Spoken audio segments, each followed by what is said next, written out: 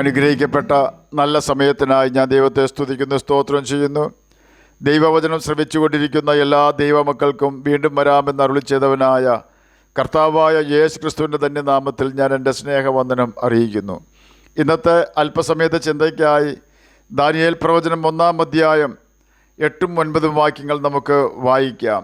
എന്നാൽ രാജാവിൻ്റെ ഭോജനം കൊണ്ടും അവൻ കുടിക്കുന്ന വീഞ്ഞുകൊണ്ടും തന്നെത്താൻ അശുദ്ധമാക്കുകയില്ല എന്ന് ദാനിയേൽ ഹൃദയത്തിൽ നിശ്ചയിച്ചു. തനിക്ക് അശുദ്ധി ഭവിപ്പാൻ ഇട വരുത്തരുതെന്ന് ഷണ്ഡാധിപനോട് അപേക്ഷിച്ചു. ദൈവം ദാനിയേലിനെ ഷണ്ഡാധിപൻ്റെ മുമ്പിൽ ദയയും കരുണയും ലഭിപ്പാൻ ഇടവരുത്തി.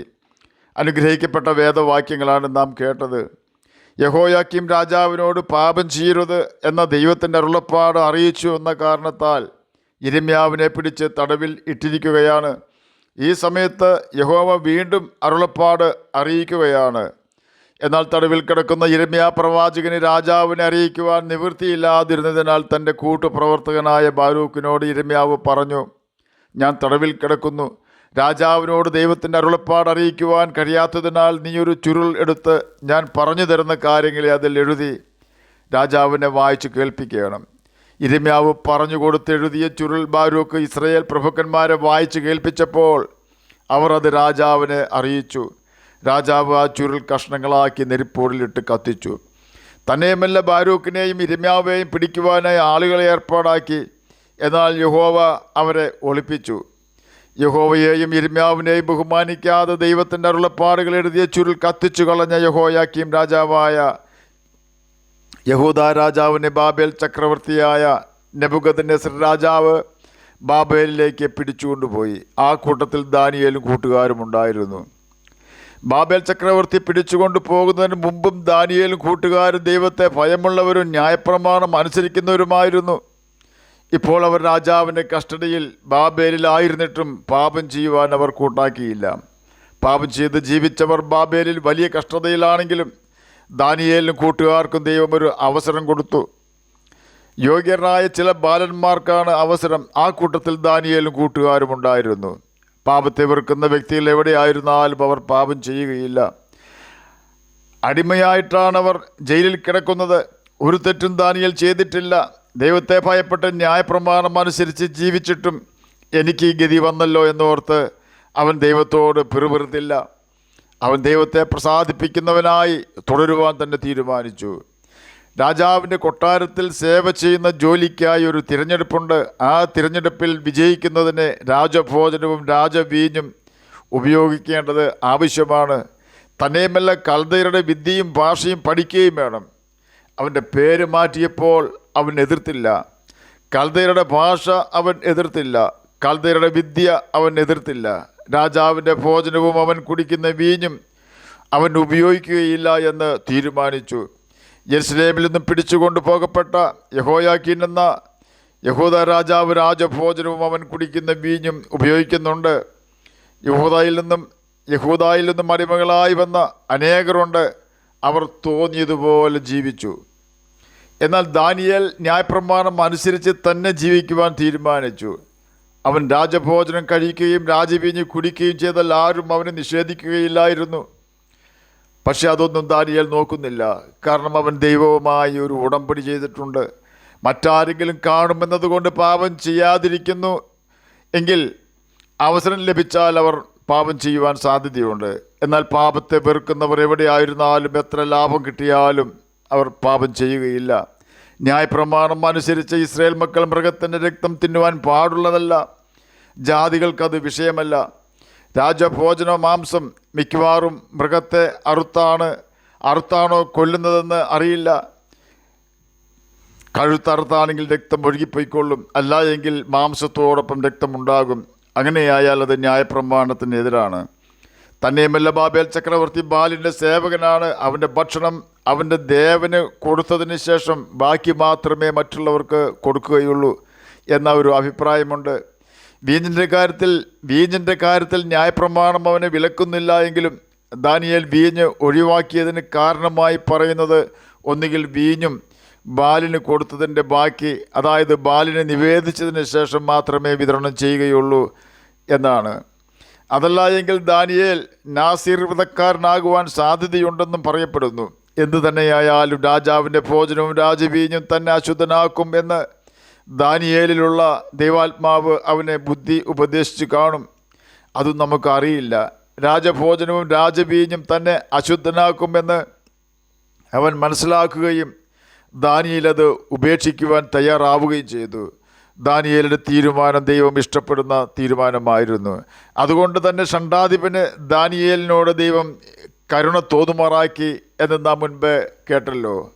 നമ്മുടെ ജീവിതത്തിൽ ഒരു പ്രതിസന്ധി വരുന്നുണ്ടെങ്കിൽ ദൈവം നമ്മെ ശോധന ചെയ്യുന്ന നാളുകളാണത് എന്ന് നാം ചിന്തിക്കുകയാണ്. ഞാൻ എൻ്റെ കൈ കുറ്റമില്ലായ്മയിൽ കഴുകിയെന്ന് വിലപിച്ച ആസാഫ് തൻ്റെ പ്രതിസന്ധികളുടെ നടുവിൽ ഏറെക്കുറെ പിന്മാറ്റ അവസ്ഥയിലേക്ക് വന്നവനാണ്. എന്നാൽ കാര്യങ്ങളുടെ നിജസ്ഥിതി അറിയുവാൻ അവൻ ദൈവസന്നിധിയിലേക്ക് ചെന്നു. അതുകൊണ്ട് ആസാഫ് രക്ഷപ്പെടുകയും ചെയ്തു. ആ സ്ഥാനത്ത് അവൻ മറ്റേതെങ്കിലും പിന്മാറ്റക്കാരുടെ അടുക്കൽ തൻ്റെ പ്രശ്നം അവതരിപ്പിച്ചുവെങ്കിൽ നിശ്ചയമായും ആസാഫ് ദൈവസന്നിധിയിൽ നിന്നും തന്നെ പോകേണ്ടി വരുമായിരുന്നു. എന്നാൽ അവൻ ദൈവസന്നിധിയിൽ ചെന്നപ്പോൾ ദൈവം അവനെ ചിലരെ കാണിച്ചു കൊടുത്തു.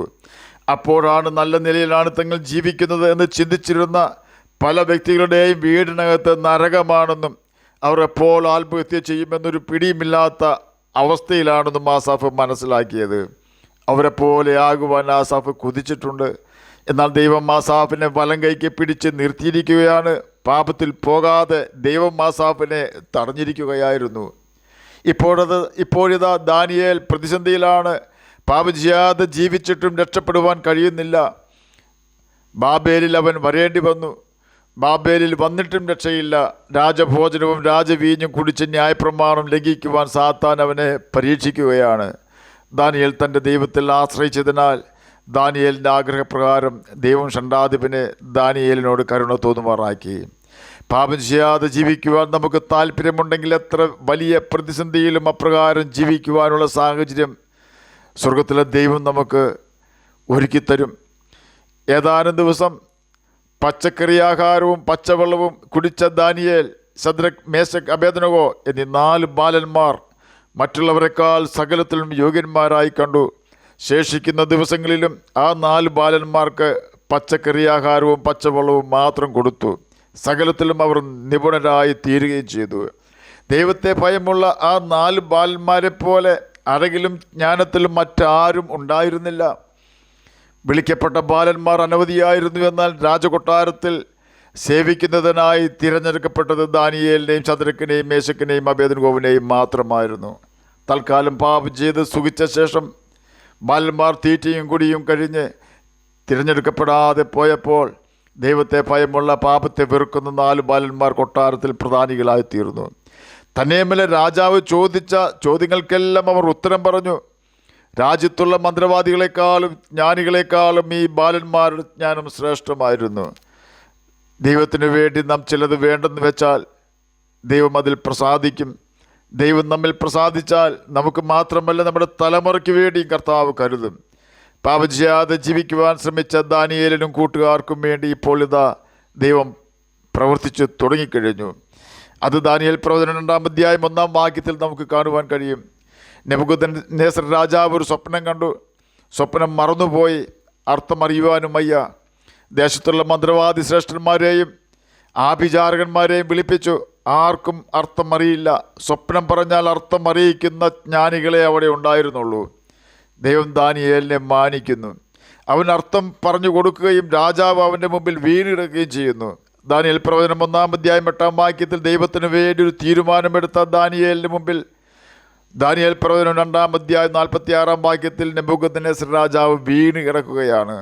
ഇതാണ് ദൈവത്തിൻ്റെ പ്രവൃത്തി. അല്പം നഷ്ടം വന്നു എന്നത് ഒരു പരാജയമല്ല. കർത്താവ് നഷ്ടമെല്ലാം ലാഭമാക്കി തരുന്നവനാണ്. അല്പം നിന്ന സഹിക്കേണ്ടി വന്നാൽ ഭാരപ്പെടേണ്ട. കർത്താവ് നിന്ദിക്കുന്നവരുടെ മുമ്പിൽ മാനിക്കുന്നവനാണ്.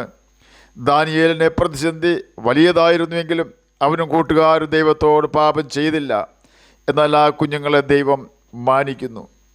വീണ്ടും ദാനിയേലിന് പ്രശ്നം വരുന്നു.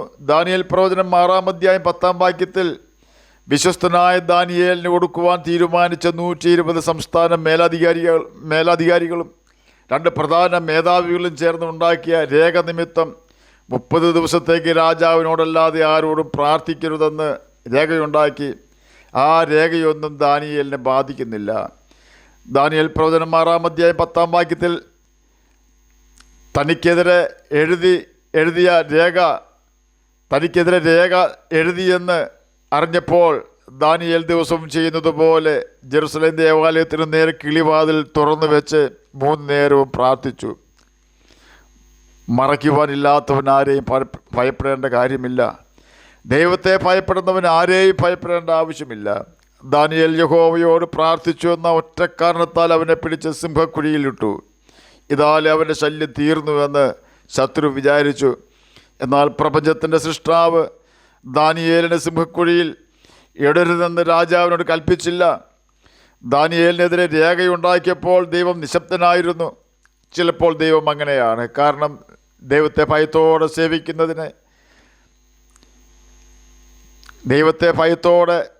സേവിക്കുന്ന നമ്മെ ശത്രു എത്രത്തോളം ഞെരുക്കുമെന്ന് നമ്മുടെ ദൈവത്തിന് അറിയണം. ദാനിയേലിനെ കരുണ കൂടാതെ സിംഹക്കുഴിയിൽ ഇട്ടുകളഞ്ഞു. എന്നാൽ സിംഹക്കുഴിയിൽ ദാനിയേലിനെ സ്വീകരിപ്പാൻ ദൈവം കാത്തു നിൽക്കുന്നുണ്ടായിരുന്നു. ദാനിയേലിനോട് കൂടെ യഹോവ ഉണ്ടായിരുന്നു. സിംഹങ്ങളുടെ വായ് ദൈവം അടച്ചു കളഞ്ഞു. യഹൂദാ ഗോത്രത്തിലെ സിംഹത്തിന് മുമ്പിൽ രാജാവിൻ്റെ സിംഹം അനങ്ങുകയില്ല. ദാനിയേലിനെ ദൈവം രക്ഷിച്ചു എങ്കിൽ ദാനിയേലിനെ സിംഹക്കുഴിയിലിട്ടവരെ സിംഹങ്ങൾ തകർത്തു കളഞ്ഞു. ഇടർച്ചകൾ വരാതിരിക്കുന്നത് അസാധ്യം തന്നെ. എന്നാൽ നാം അതിൽ നിന്നെല്ലാം ഒഴിഞ്ഞ് രക്ഷ പ്രാപിക്കുവാൻ പ്രാർത്ഥിക്കണം. വിശ്വസ്തയോടെ ജീവിക്കുകയും വേണം. ഒരു പ്രതിസന്ധി വരുന്നുണ്ടെങ്കിൽ അത് ദൈവമല്ല വരുത്തുന്നത് എങ്കിലും ദൈവം അത് നമുക്ക് അനുകൂലമാക്കി തീർക്കുന്നു. തന്നെ ശുദ്ധനാക്കുകയില്ലെന്ന തീരുമാനമെടുത്ത ദാനിയേലിനെ ബാബേൽ സംസ്ഥാനത്തുള്ള ഏറ്റവും പ്രധാനിയാക്കി തീർത്തു. അവനെ ദൈവം വിളിക്കുന്നത് ഏറ്റവും പ്രിയ പുരുഷനായ ദാനിയേലെ എന്നാണ്. തന്നെയുമല്ല, ദാനിയേൽ കോർസ് രാജാവിൻ്റെ 1-ാം ആണ്ട് വരെ ജീവിച്ചിരുന്നു. നാം ദൈവത്തെ അനുസരിച്ച് പാപം ചെയ്യാതെ ജീവിച്ചാൽ നിത്യജീവനാണ് നമുക്ക് ലഭിക്കുന്നത്. നമ്മുടെ പദവിയിൽ നിന്നും നമ്മെ തള്ളിയിടുവാൻ നോക്കുന്ന ശത്രുവിൻ്റെ കയ്യിൽ നിന്നും ഓടി രക്ഷപ്പെട്ട കർത്താവിനെ പ്രസാദിപ്പിച്ച് നാം ജീവിക്കണം. അപ്രകാരം ജീവിക്കുന്ന വ്യക്തികൾക്ക് വേണ്ടി ദൈവം എല്ലാ കാലത്തും പ്രവർത്തിച്ചിട്ടുണ്ട്, ഇനിയും പ്രവർത്തിക്കും. ആകയാൽ കർത്താവിൻ്റെ വചനം പ്രമാണിച്ച് പാപത്തെ വെറുത്ത് നമുക്ക് ജീവിക്കാം. അതിന് കർത്താവ് നമ്മെ സഹായിക്കട്ടെ എന്ന് പ്രാർത്ഥിച്ചുകൊണ്ട് ഞാൻ എൻ്റെ വാക്കുകളിൽ നിന്ന് വിരമിക്കുന്നു. നമുക്ക് പ്രാർത്ഥിക്കാം. ഞങ്ങളെ സ്നേഹിക്കുന്ന സ്വർഗീയ പിതാവേ, നല്ല വചനത്തിനായി ഇങ്ങനെ സ്തുതിക്കുന്നു, സ്തോത്രം ചെയ്യുന്നു. ദാനിയേലിനെ പോലെ നല്ല ഒരു തീരുമാനമെടുക്കുവാൻ അടിയനെ കേൾക്കുന്ന അങ്ങനെ കുഞ്ഞുങ്ങളെ സഹായിക്കണമേ. പ്രതിസന്ധിയിലായിരിക്കുന്ന പ്രിയപ്പെട്ടവർ ആരെങ്കിലും എന്നെ കേൾക്കുന്നുണ്ടെങ്കിൽ ദാനിയേലിൻ്റെ പ്രശ്നത്തിൽ നിന്നും അവനെ രക്ഷിച്ചതുപോലെ അങ്ങനെ മക്കളെയും രക്ഷിക്കുകയാണമേ. അങ്ങനെ വചനം പ്രമാണിച്ച് ജ്യോതിഷികളെ പോലെ തിളങ്ങുവാൻ അടിയനെ കേൾക്കുന്ന അങ്ങനെ കുഞ്ഞുങ്ങളെ സഹായിക്കണമേ. സമാധാനമില്ലാത്തവർക്ക് അങ്ങ് സമാധാനം കൊടുക്കുകയാണമേ. പ്രാർത്ഥന കേട്ടതിനായി സ്തോത്രം. യേശുവിൻ്റെ നാമത്തിൽ തന്നെ ആമേൻ. കർത്താവ് എല്ലാവരെയും അനുഗ്രഹിക്കട്ടെ. സ്തോത്രം.